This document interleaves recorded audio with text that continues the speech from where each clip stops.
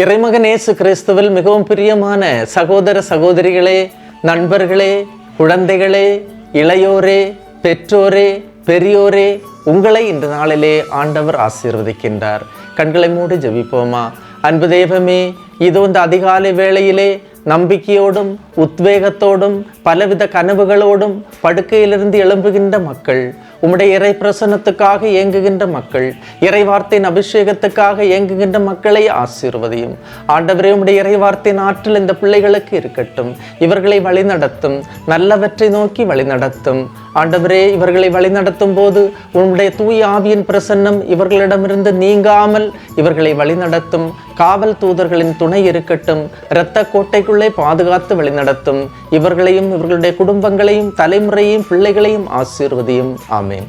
அன்புமிக்கவர்களே, இன்றைய நாளிலே நாம் தியானிப்பதற்காக எடுத்துக்கொண்ட இறை வார்த்தை 1 அரசர்கள் 17ஆம் அதிகாரம் 6வது இறை வார்த்தை.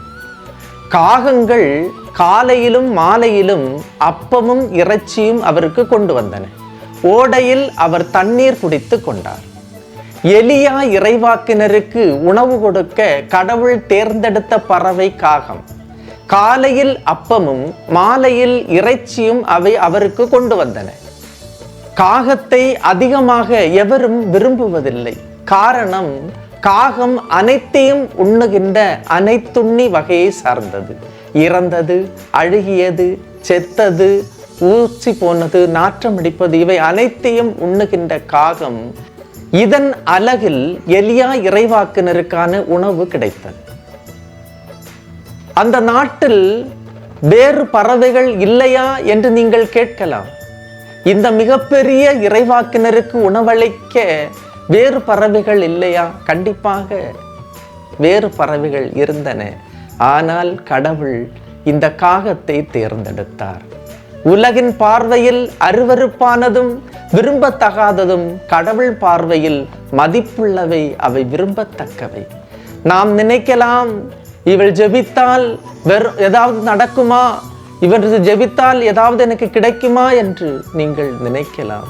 இவன் ஜெபித்தால் ஒன்றும் நடைபெறாது என்று கூட மனதில் நினைக்கலாம். அன்புமிக்கவர்களே, கடவுள் அவர்களின் வேண்டுதலை கேட்பார்.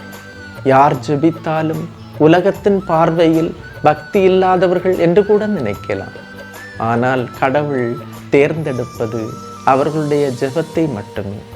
வெளித்தோற்றத்தை பார்ப்பவர் கடவுள் அல்ல, அகத்தோற்றத்தை பார்ப்பவர் கடவுள்.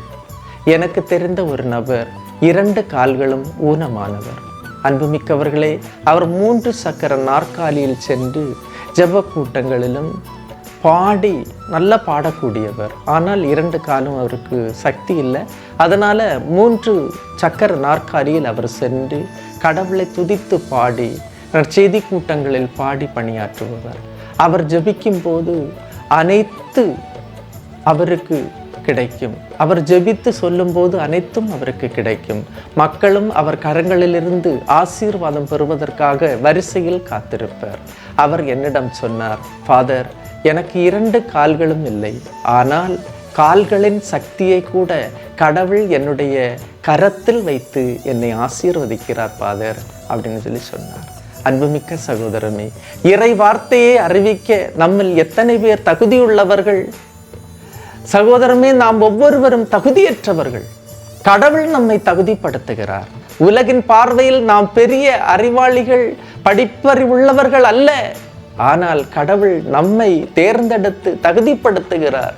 இந்த கோணலான எழுத்தாணியை கொண்டும் கடவுள் நேராக எழுதுகிறார். உலகம் உங்களை பழித்துரைக்கலாம். உனது கடந்த கால வாழ்வு எனக்கு தெரியும் என்று உன்னை மட்டந்தட்டி சிறுமைப்படுத்தலாம். ஒன்றை நினைவில் கொள்வோம், தகுதி கடவுளிடமிருந்து வருகிறது.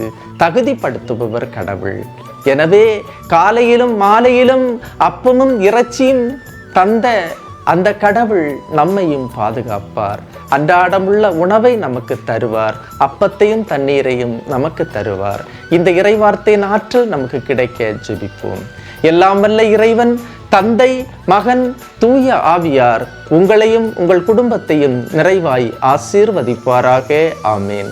இயேசுவுக்கே புகழ், இயேசுவுக்கே நன்றி. மரியே வாழ்க.